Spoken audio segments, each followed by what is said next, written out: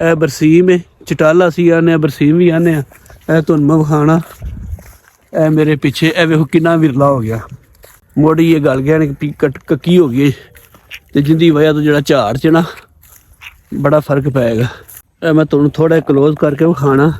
ਇਹ ਵੇਖੋ ਇਹ ਚਿੱਟਾ ਹੈ ਜਿਹੜਾ ਹੈ ਨਾ, ਇਹ ਬਿਮਾਰੀ ਇਹ ਸਿਰਫ ਇਹ ਵੱਤਰ ਨਾ ਆਉਂਦੀ। ਅਗਰ ਇਸ ਤਰ੍ਹਾਂ ਮੌਸਮ ਹੋ ਰਿਹਾ, ਕਣਕ ਦੇ ਝਾੜ 'ਚ ਬੜਾ ਫਰਕ ਪਏਗਾ।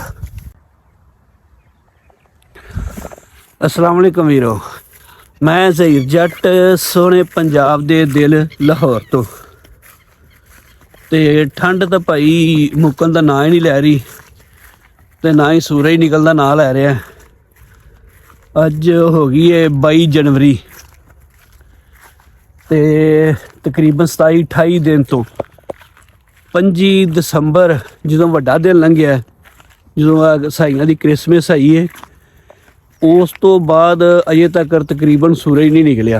डेली इस तरह ही बदल बने ने, हवा चलती है तो सर्दी बड़ी, जिंदी वजह तो जड़ा ना यह मौसमी बीमारियां ही जड़ियां ने, नज़ला जुकाम बंदियां नूं यह बड़ा लगा है। तो अल्लाह करे कोई अल्लाह आपदी रहमत की बारिश पाए, धुप निकले। अच्छा बंदियां दे नाल नाल ना यह मैं तुहानूं विखाना, यह वेखो ज़रा, यह बरसीम है, चटाला असी आने, बरसीम भी आने। यह तुहानूं मैं विखाना, यह मेरे पिछे यह वेखो कितना विरला हो गया। यह वेखो जरा, यह चेक करो, यह थल्ले मुढ़ गलन लग पैने। यह वेखो जरा किन्ने विरले हो गया, मुढ़ गलन लग पैने, तो बीमारी जी पै गई है। क्योंकि पानी तो लाना पैंदा, वो पानी लाया, उस तो बाद थल्ले जगह जी है ना वत्तर ही नहीं आई। एवं किन्ने विरले मुढ़ हो गए ने। तो इन्होंने भी तो कणक भी जी है वो भी कक्की जी हुई जा रही है। वो असी भी पानी लाया सी, उस तो बाद जो कणक भी तुहानूं विखाना, वो बत्तर नहीं आई, तो उहदा फिर झाड़ 'च बड़ा फर्क पेगा। तो अल्लाह करे तू रब की रहमत की बारिश पाए, मौसम खुले, तो यह जी बीमारियां ने जड़ियाँ कि खास तौर पर बच्चों नूं नज़ला जुकाम खांसी ये ख़त्म हो गए। तो यह जोड़े फसलां ने फसलां भी ठीक होण। यह देखो लगे चटाला इन्हां दी नहीं कक्का होया, नहीं तो चटाला भी कक्का जो होया तो कितना विरला हो गया। तो कणक दे जे कणक का फर्क अगर इस तरह मौसम हो रहा, कणक के झाड़ 'च बड़ा फर्क पेगा।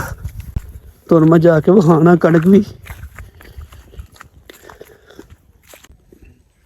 मैं तुहानूं थोड़ा क्लोज करके विखाना। यह वेखो यह चिट्टा है जिहड़ा है ना, यह बीमारी ये सिर्फ वत्तर ना आने की वजह तो यह बीमारी पई चटाले दे विच, मुढ़ गलने शुरू हो गए। तो कणक का भी तुहानूं मैं ना जाके विखाना। तो एक होर आ कि दरख्तां दे ना यह वेखो पत्ते झड़ने शुरू हो गए ने। तो दरख्तां दे जिहड़े परिंदियां ने, चिड़ियां कावां लालियां, उन्हें बनाए ने आपदे घौंसले, वो पत्तियां दे विच अगे तो लुकी होंदे ने, तो हुण वो भी जिहड़े ना नंगे हो गए ने, जिंदी वजह तो ठंड, वो भी ठंड की वजह तो जानवर बड़े अजकल मर रहे हैं। अल्लाह करे धुप निकले, कोई मौसम बदले, तो जिहड़ा है ना कोई जिहड़ा परिंदे भी खुश होण, मौसमी बीमारियां खत्म होण। तो हुण मैं जाना कणक ते विखाना तुहानूं। कणक जिहड़ी है वो भी बड़ी विरली ते कक्की हुई पई है। हाँ जी, यह आ गया जी हुण कणक च, ते तुहानूं विखाना कणक। यह वेखो ज़रा कणक ना यह पानी लग गया ज़्यादा, तो उत्तों धुप्पां लगियां नहीं, जिंदी वजह तो ना कणक विचों कक्की जी हो गई है, तो विरली हो गई है। नहीं तो विच ठीक भी है माशाल्लाह वाह है, लेकिन यह जी है ना तुहानूं मैं कोलों खाना देखो कक्की जी हुई पई है, तो विरली हो गई है। वो है कि पानी लाया सी पहला, तो उस तो बाद धुप्पां लगियां नहीं। अगर तो धुप्पां लग जांदियां तो पैली वत्तर आ जानी सी।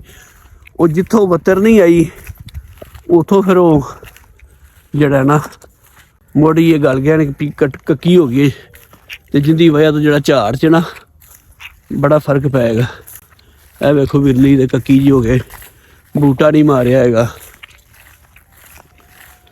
ਤੇ ਅੱਜ ਦੀ ਜਿਹੜੀ ਮੇਰੀ ਵੀਡੀਓ ਹੈ ਉਹ ਇਹ ਨਹੀਂ ਸੀ।